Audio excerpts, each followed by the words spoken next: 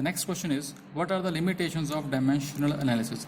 मतलब जो हुण तक आपां जो भी पढ़िया डायमेंशनस बारे ਉਹਦੀਆਂ कुछ खामियां होणगियां कुछ लिमिटेशनस होणगियां ਉਹਨਾਂ ਬਾਰੇ ਆਪਾਂ ਹੁਣ ਗੱਲ ਕਰਾਂਗੇ। So let us start limitations. The first one is this method does not give any information about the constants of proportionality और dimensionless constants involved in various physical relations. मतलब ये मैथड डायमेंशनलैस कॉन्स्टेंट बारे कुछ भी नहीं दसदा। तो थानू पता होना आप जो भी रिलेशन ड्राइव करते हैं कोई भी या कोई सॉल्व करते हैं तो डायमेंशनलैस कॉन्स्टेंट आप निगलैक्ट कर दें क्योंकि ये मैथड डायमेंशनलैस कॉन्स्टेंट बारे कुछ भी इन्फॉर्मेशन देने के काबिल नहीं है।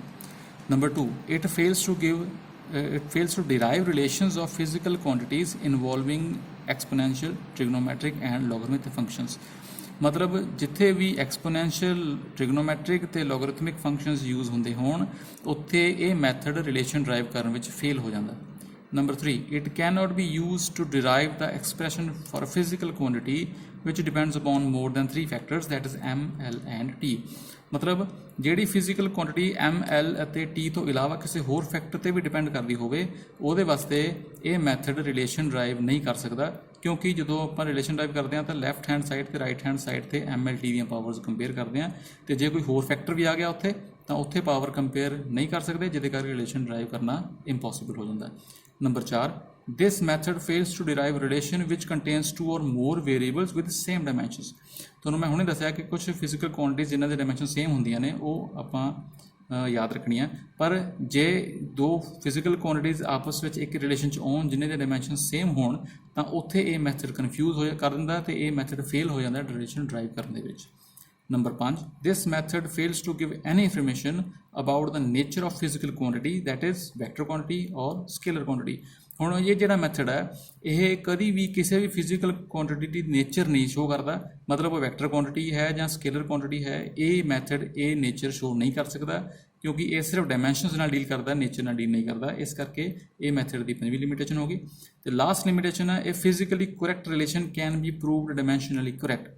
मतलब किसी भी फिजिकली करैक्ट रिलेशन ਨੂੰ ਆਪਾਂ ਡਾਇਮੈਂਸ਼ਨਲੀ ਕਰੈਕਟ ਪ੍ਰੂਵ ਕਰ ਸਕਦੇ ਹਾਂ ਕਿਉਂਕਿ ਇਹ ਮੈਥਡ ਸਿਰਫ ਡਾਇਮੈਂਸ਼ਨਸ ਦੇ ਉੱਤੇ ਹੀ ਡਿਪੈਂਡ ਕਰਦਾ। ਫਿਜ਼ੀਕਲੀ ਰਿਲੇਸ਼ਨ ਸਹੀ ਹੋਵੇ ਜਾਂ ਗਲਤ ਹੋਵੇ ਉਹਦੇ ਨਾਲ ਇਸ ਮੈਥਡ ਨੂੰ ਕੋਈ ਲੈਣਾ ਦੇਣਾ ਨਹੀਂ ਹੈ। ਸੋ ਇਹਦੀਆਂ ਟੋਟਲ 6 ਲਿਮਿਟੇਸ਼ਨਸ ਨੇ।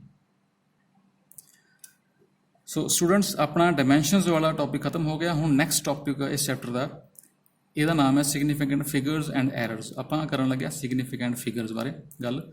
ਸੋ ਇਹਦਾ ਕੁਐਸਚਨ ਬਣਦਾ what are significant figures, what are the rules to find significant figures. ਮਤਲਬ ਸਿਗਨੀਫਿਕੈਂਟ ਫਿਗਰਸ ਕੀ ਹੁੰਦੇ ਆ ਤੇ ਇਹਨਾਂ ਨੂੰ ਫਾਈਂਡ ਕਰਨ ਵਾਸਤੇ ਕਿਹੜੇ ਕਿਹੜੇ ਰੂਲਸ ਜਿਹੜੇ ਆਪਾਂ ਯੂਜ਼ ਕਰਦੇ ਹਾਂ। ਸੋ ਸਭ ਤੋਂ ਪਹਿਲਾਂ ਆਪਾਂ ਕਰਾਂਗੇ ਡੈਫੀਨੇਸ਼ਨਸ।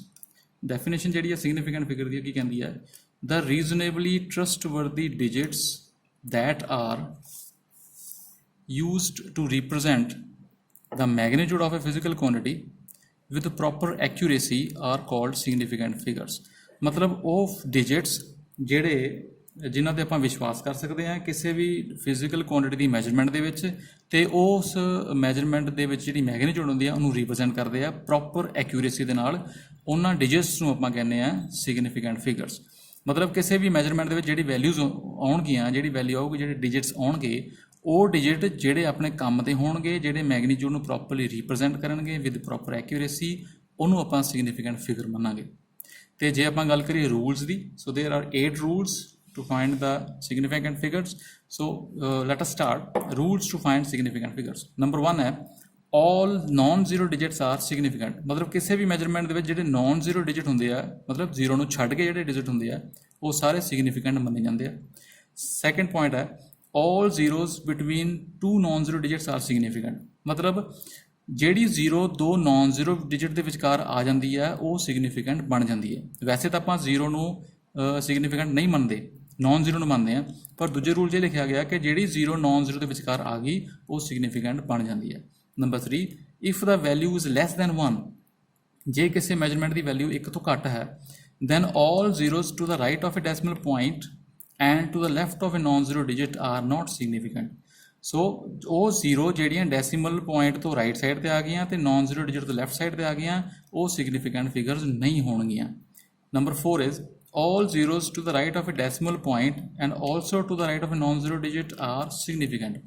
ਹੁਣ ਇੱਥੇ ਆਪਾਂ ਗੱਲ ਕੀਤੀ ਹੈ ਡੈਸੀਮਲ ਪੁਆਇੰਟ ਦੀ। ਇਸ ਪੁਆਇੰਟ ਵਿੱਚ ਵੀ ਲਿਖਿਆ ਸੀ ਡੈਸੀਮਲ ਪੁਆਇੰਟ, ਇਸ ਪੁਆਇੰਟ ਵਿੱਚ ਲਿਖਿਆ ਡੈਸੀਮਲ ਪੁਆਇੰਟ, ਪਰ ਫਰਕ ਇਹ ਹੈ ਕਿ ਇੱਥੇ ਜਿਹੜੀ ਵੈਲਿਊ ਹੋਣੀ ਚਾਹੀਦੀ ਹੈ ਲੈਸ ਦੈਨ 1 ਹੋਣੀ ਚਾਹੀਦੀ ਹੈ, ਮਤਲਬ 0.00 ਸਮਥਿੰਗ ਵੈਲਿਊ ਹੋਣੀ ਚਾਹੀਦੀ ਹੈ। ਤੇ ਆਹ ਜਿਹੜਾ ਪੁਆਇੰਟ ਹੈ ਇਹਦੇ ਵਿੱਚ ਕੋਈ ਵੀ ਵੈਲਿਊ ਹੋ ਸਕਦੀ ਹੈ, ਇੱਕ ਤੋਂ ਘੱਟ ਵੀ ਹੋ ਸਕਦੀ ਹੈ, ਇੱਕ ਤੋਂ ਵੱਧ ਵੀ ਹੋ ਸਕਦੀ ਹੈ। ਸੋ ਇਹਦਾ ਮਤਲਬ ਕੀ ਹੈ ਰੂਲ ਦਾ, ਕਿ ਜਿਹੜੀਆਂ ਜ਼ੀਰੋਜ਼ ਡੈਸੀਮਲ ਪੁਆਇੰਟ ਦੇ ਰਾਈਟ ਸਾਈਡ ਤੇ ਆਉਣਗੀਆਂ ਤੇ ਨੌਨ ਜ਼ੀਰੋ ਡਿਜਿਟ ਦੇ ਵੀ ਰਾਈਟ ਸਾਈਡ ਤੇ ਆਉਣਗੀਆਂ, ਉਹਨਾਂ ਨੂੰ ਸਿਗਨੀਫੀਕੈਂਟ ਮੰਨ ਲਿਆ ਜਾਊਗਾ।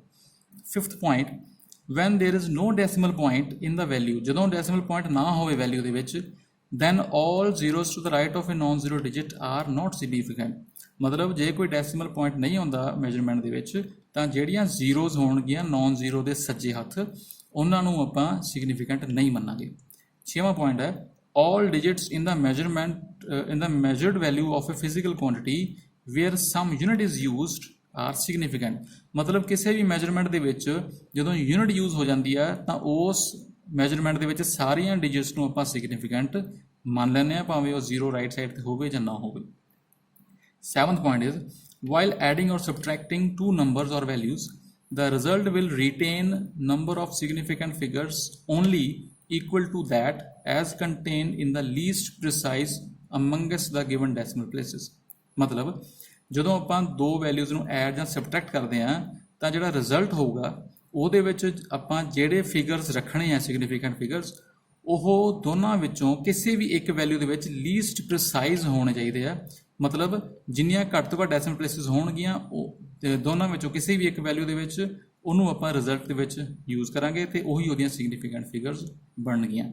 ਤੇ ਲਾਸਟ ਪੁਆਇੰਟ ਹੈ ਇਹਦਾ, ਵਾਈਲ ਮਲਟੀਪਲਾਈਂਗ ਔਰ ਡਿਵਾਈਡਿੰਗ ਟੂ ਨੰਬਰਸ ਔਰ values, the result should not contain more significant figures than are present in the least precise of the given numbers or values। ਜੇ ਆਪਾਂ ਇਹਨੂੰ ਸਿੰਪਲ ਪੰਜਾਬੀ 'ਚ ਸਮਝੀਏ ਤਾਂ ਜਦੋਂ ਮਲਟੀਪਲਾਈ ਤੇ ਡਿਵਾਈਡ ਕਰਦੇ ਹਾਂ ਦੋ ਜਾਂ ਦੋ ਤੋਂ ਵੱਧ ਨੰਬਰਸ ਨੂੰ, ਤਾਂ ਜਿਹੜੀਆਂ ਸਿਗਨੀਫੀਕੈਂਟ ਫਿਗਰ ਆਪਾਂ ਰਿਜ਼ਲਟ ਵਿੱਚ ਰੱਖਣੀਆਂ ਨੇ ਉਹ ਓਨੀਆਂ ਹੀ ਹੋਣਗੀਆਂ ਜਿੰਨੀਆਂ ਦੋਨਾਂ ਵੈਲਿਊਜ਼ ਦੇ ਵਿੱਚੋਂ ਕਿਸੇ ਵੀ ਇੱਕ ਦੇ ਵਿੱਚ ਘੱਟ ਤੋਂ ਘੱਟ ਹੋਣਗੀਆਂ।